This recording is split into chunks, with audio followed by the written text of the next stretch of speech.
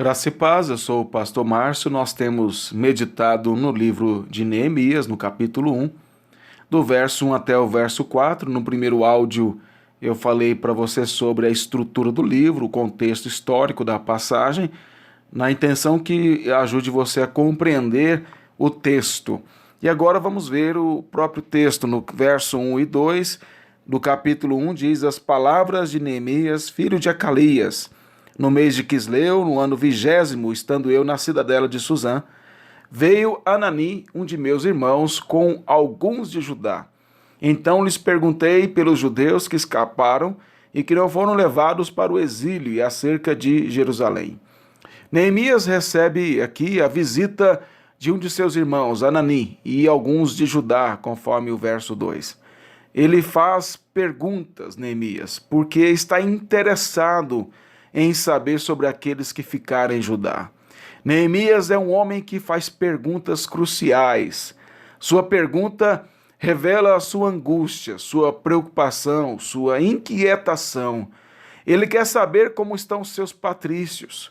Sua vida tranquila, confortável, rica, não o tornava acomodado à realidade, insensível à causa de Deus. Ele estava a 1.500 quilômetros de distância de Jerusalém, mas seu coração estava ligado àquela cidade e ao povo.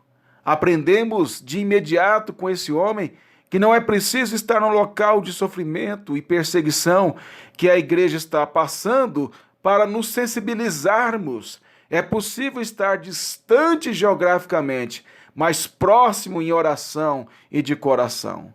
Os problemas da cidade de Jerusalém eram também seus problemas. A dor daquele povo era também a sua dor. Ele não conhecia Jerusalém, cresceu no Império Persa, mas se importava como se conhecesse aquela realidade. Era um homem de influência, poder, mas isso não o tornava insensível à causa de Deus. Quando você faz perguntas sobre a realidade e os desafios que envolvem o reino de Deus no mundo, naturalmente você será envolvido e chamado a fazer algo. Algumas pessoas nunca perguntam sobre a realidade da igreja porque não querem se sentir responsáveis e não querem ouvir o chamado de Deus para ajudar aquelas que precisam. É muito mais cômodo não perguntar.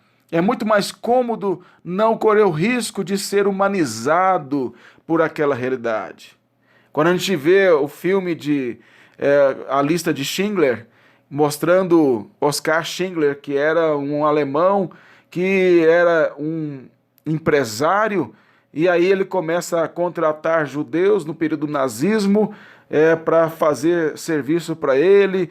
Ele faz parte do nazismo, mas na medida em que ele está ali envolvido com aqueles funcionários ali na sua empresa, vítimas de um sistema de governo horrível, de escravidão, ele começa a se humanizar diante daquilo e se envolver ao ponto de vender as suas próprias coisas para comprar judeus, para dar aos judeus a liberdade.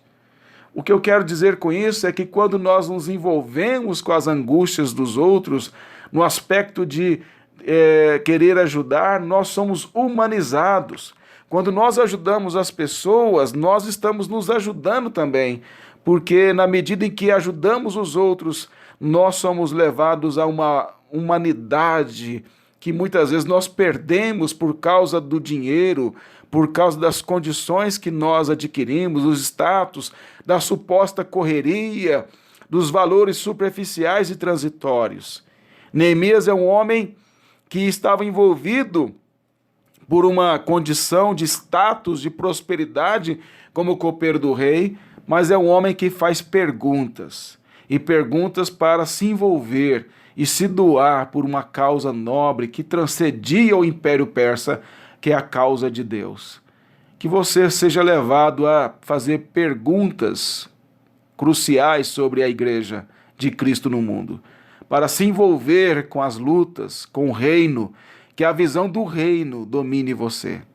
Que você seja levado a orar, a se angustiar e a se sensibilizar com aquilo que está acontecendo no mundo inteiro, contra a igreja, contra a nossa fé, contra o evangelho. E quantas pessoas que gostariam de aprender da palavra de Deus e não podem aprender porque não têm esse acesso que você tem.